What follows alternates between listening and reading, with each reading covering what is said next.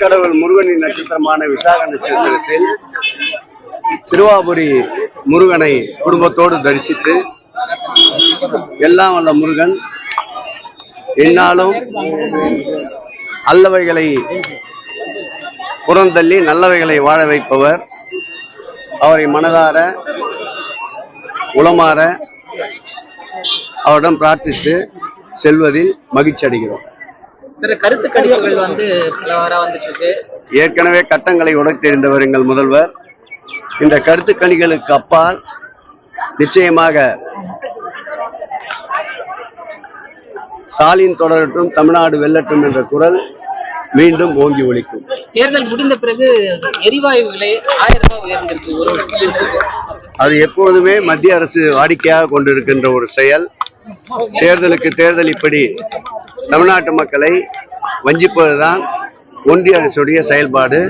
அதே போல் இதுவும் ஒரு உதாரணம்.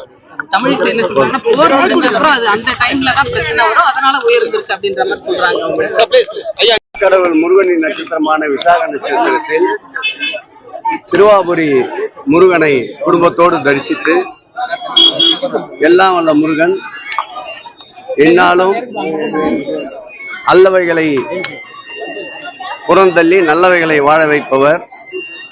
அவரை மனதார உளமாற அவரிடம் பிரார்த்தித்து செல்வதில் மகிழ்ச்சி அடைகிறோம்.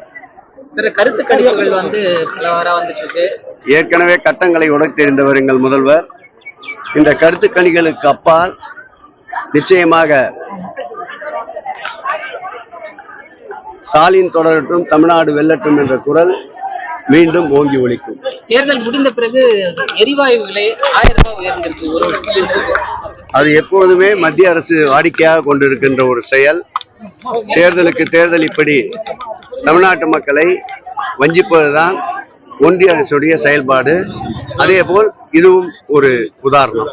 தமிழிசை என்ன சொல்றாங்கன்னா, போர் முடிஞ்ச அப்புறம் அது அந்த டைம்ல தான் பிரச்சனை வரும், அதனால உயர்ந்திருக்கு அப்படின்ற மாதிரி சொல்றாங்க.